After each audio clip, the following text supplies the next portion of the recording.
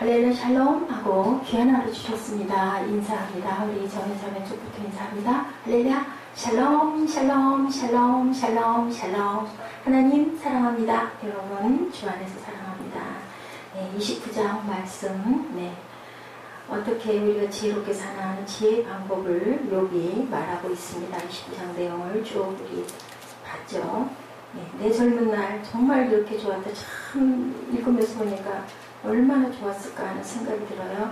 욥이 풍자하여 이르되 나는 지난 세월과 하나님이 나를 보호하시던 때가 다시 오기를 원하노라. 얼마나 다시 왔으면 좋겠을까요. 지금 욥은 어때요? 아무것도 없죠. 자식도 없고 아내도 도망가고 그저 병원 들고 집도 불타서 없어지고 노비와 정복도 아무도 없는 그런 상황에 지금 지나간 날에 그 아름답고 좋았던 모든 사람들이 내가 내 입에서 혀에서 얘기할 때 모두 다 말소리를 낮췄다. 10절에 보니까 그죠? 이럴 정도로 존경을 받던 그런 욥을 정말 모든 사람들이 다 고개를 돌리고 아내도 떠나버리고 그 가까운 친구들도 욥을 위로한다고 와가지고는 그냥 비방을 해서 상처에 상처를 긁고 떠긁어내는 그러한 아픔. 지난날 보면서 정말 얼마나 나름 위로가 더 됐을 것 같아요. 20절 내용과 내게 새로워지고 내 손에서 내 화살이 끄지 않았었다. 무리는 내 말을 듣고 희망을 걸고 내가 가르칠 때 정말 내 말을 다 잠잠하게 경청했다. 내가 말하면 그들의 말을 거듭하지 못했다. 나의 말이 그들에게 스며들어서 더 이상 할 말이 없을 만큼 내 말이 그렇게 단비처럼 젖어들었다. 비가 이렇게 와서 정말 빗소리 너무 좋죠. 옷에 이제 막 많이 쏟아지니까 왔다 갔다 할 때 차에서 내릴 때 힘들지만 그게 뭐 대수겠습니까? 가뭄이 들어서 우리가 여기서는 잘 모르는데 저수지 롬박 같은 데 가면 너무너무 말라 있었는데 귀한 비를 주셨어요. 이제는 적당히 오게 해주시옵소서. 우리는 감사하고 기도해야 되겠죠. 23절에 그들은 비를 기다리듯 나를 기다렸으며 봄비를 맞이하듯 입을 벌렸느니라. 봄비가 오고 나면 어떻게 해요? 모든 게 다 소생이 되죠. 파랗게 파릇파릇 이파리가 나죠. 그렇게 기다렸다. 내 말이 그렇게 모든 사람들에게 정말 생명의 빛처럼 단비처럼 그랬었는데 그들이 의지 없을 때 내가 미소하며 그들이 나의 얼굴빛을 무색하게 했느니라. 그들이 정말 희망이 없을 때 내가 미소하며 그들은 정말 더 너무너무 좋아했다는 거죠. 내가 그들의 길을 택하여주고 뜸되는 자리에 앉았으나 왕이 군대 중에 있는 것과 똑같았고 애곡하는 자를 위로하는 사람과도 같았다. 내가 이랬었느니라 라고 얘기를 합니다.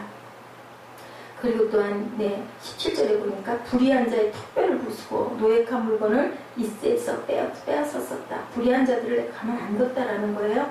빈궁한 자의 아버지도 되고 내가 모르는 사람의 송사를 돌보아 주었다. 나는 맹인의 눈도 되고 다리 저는 사람의 발도 되고 내가 의를 옷으로 삼아 입었으며 나의 정의는 겉옷과 모자 같았다. 나는 이렇게 정의롭고 의로운 사람이었다.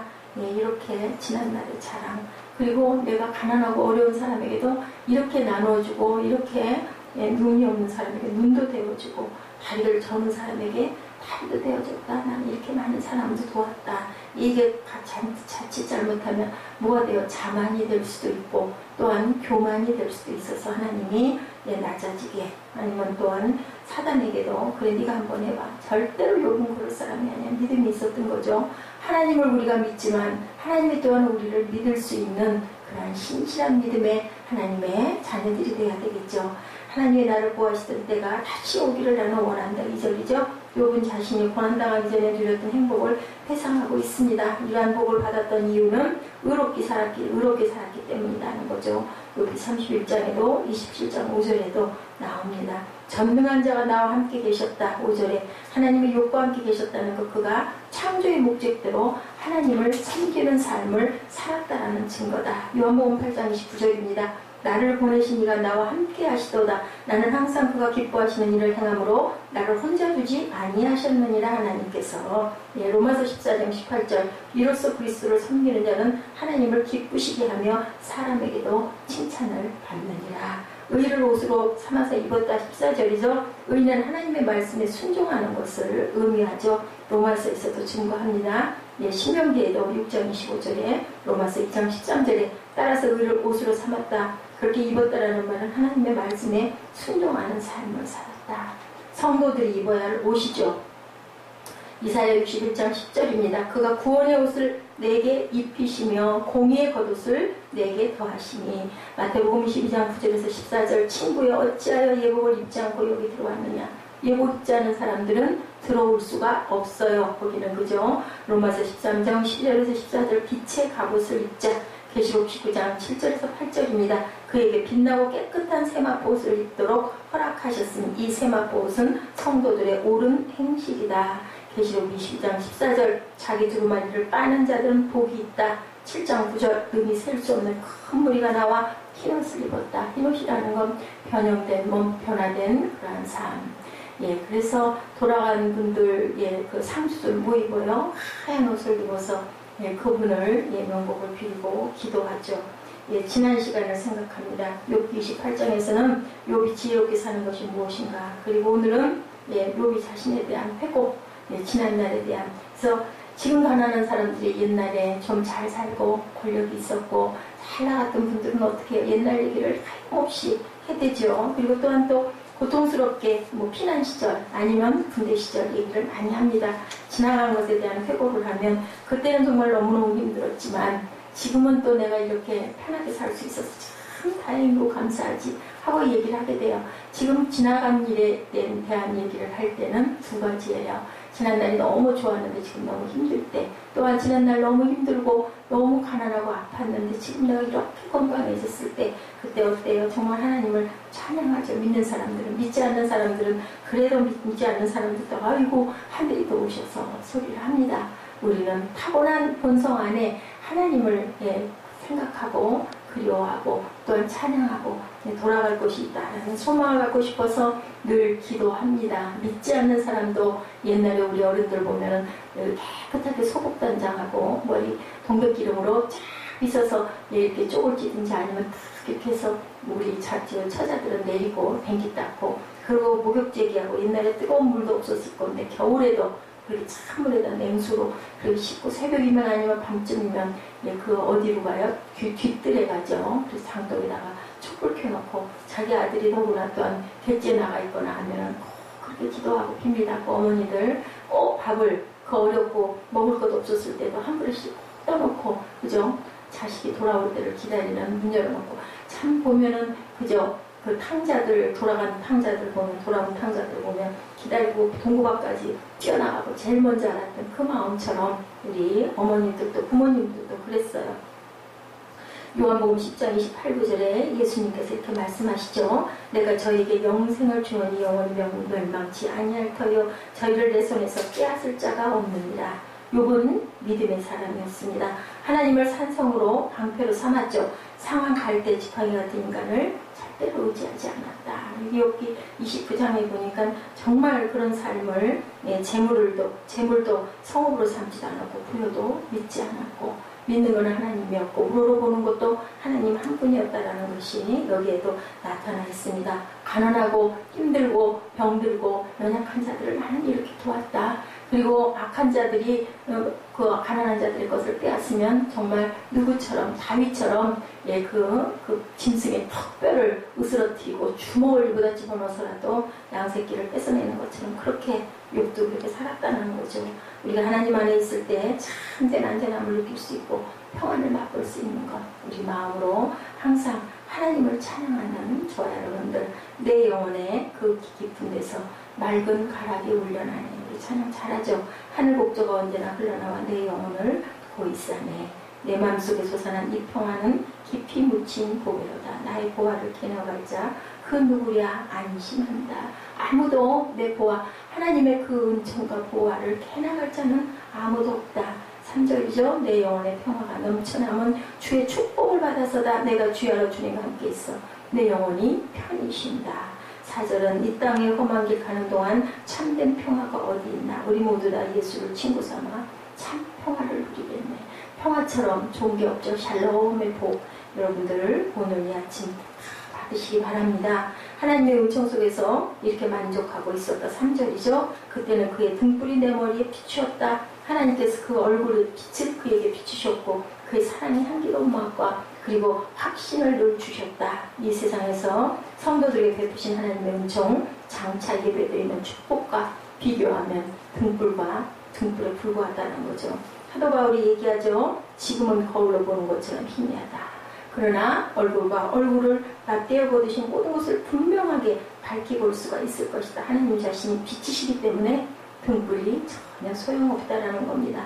하나님의 등불이 그에게 빛을 주셨기 때문에 의심 속에서 확신을 얻고 슬픔 속에서 위로를 받고 실패했으나 다시 일어나고 괴로움 속에서도 참게 해주시고 절망 속에서도 소망을 가지게 되고 어떤 역경도 이겨낼 수 있는 힘을 받았다.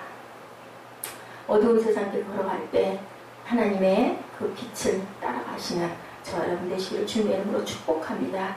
주의 말씀은 내 발의 등이요 내 길의 빛입니다. 119편 105절이죠. 하나님의 말씀으로 우리의 삶이 정말 조명될 때 성공적인 삶을 살 수 있고 그렇게 우리가 평강의 삶을 또한 하나님의 말씀과 교제하며 살았다. 4절이죠. 그때는 하나님의 우정이 내 장막 위에 있었다. 하나님은 서로 흉금을 터놓고 말하는 친구처럼 욕과 더불어 자유롭게 대화를 나누셨다라는 거예요. 얼마나 큰 복을 받았습니까? 예, 하나님의 보호를 즐거워하고 갈 수 있었던 그러한 욥, 하나님과 말씀의 교제, 하나님의 은총 속에 살았던 그러한 욥, 예, 말씀 속에서도 힘을 내고 그리고 하나님께서 항상 보호를 즐거워하고 내가 그렇게 갖고 말씀 속에도 교제하면서 살았다. 4절이죠. 그때는 하나님의 우정이 내 장막에 있었다.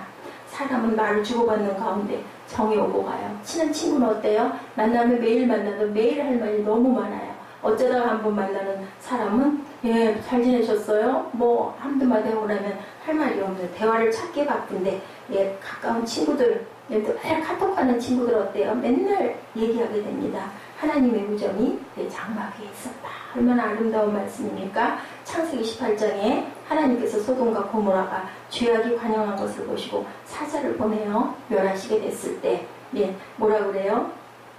나의 하려는 것을 아브라함에게 숨기겠느냐. 아브라함을 나의 친구라고 그랬어요.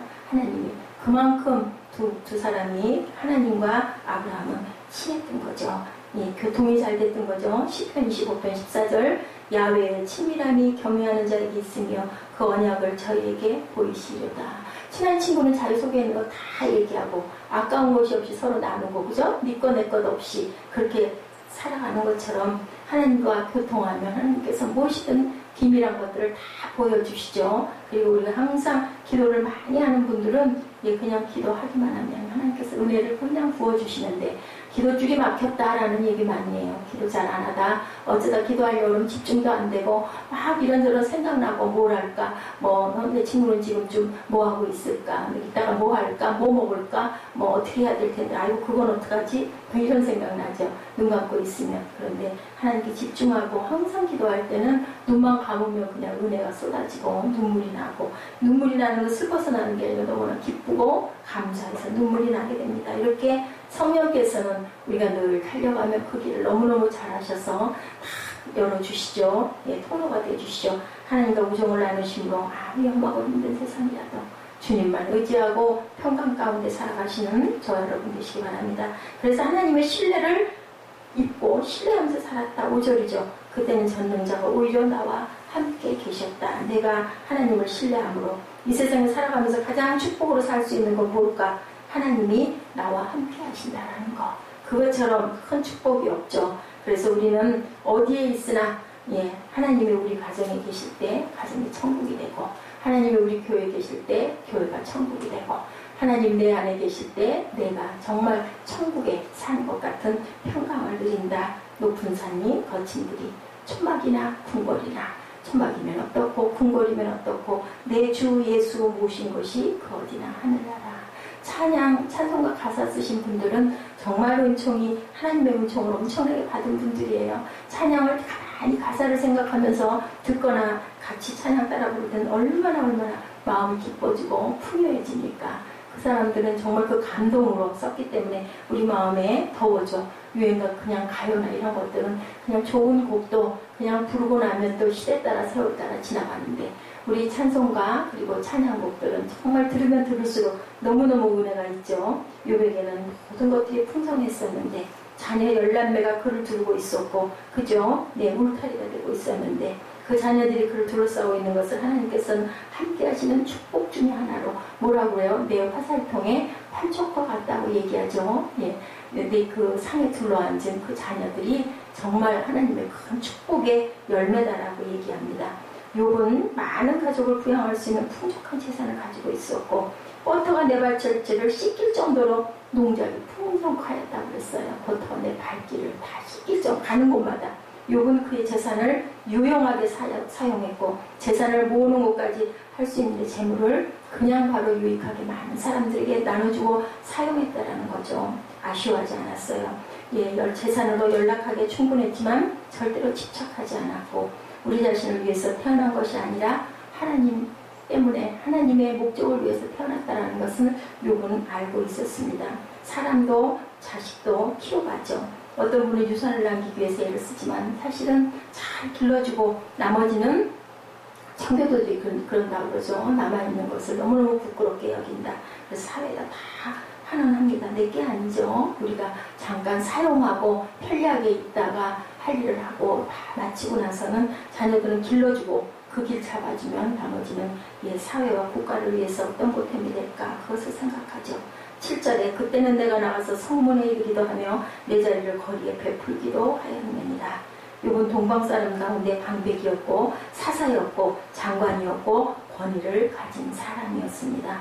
모든 사람들이 존경을 받았고 그 인격적인 미덕과 탁월한 분별력과 그리고 성실하고 훌륭한 처사의 사람들이 감복하지 않을 수 없을 정도로 그렇게 했던 그 욥이 지금 29장으로 오도록 엄청난 환란 속에 있죠. 백성들은 그를 존경하고 정말 어려워서 그 앞에 보면 입술을 떼지 않았다. 나를 보면 소녀들이 숨었다는 것은 어려워한 것, 노인들은 일어나 섰다라는 것은 존경했다라는 겁니다. 방백들이 말을 참고 손으로 입을 가리우고 귀인들은 소리를 금했다. 존경하는 사람 앞에서는 우리 어때요? 웬만하면 입을 떼지 못하죠. 고개를 잘 안 들죠. 약간 낮추죠. 눈을 똑바로 뜨지 않습니다. 이랬던 것 같은 모습.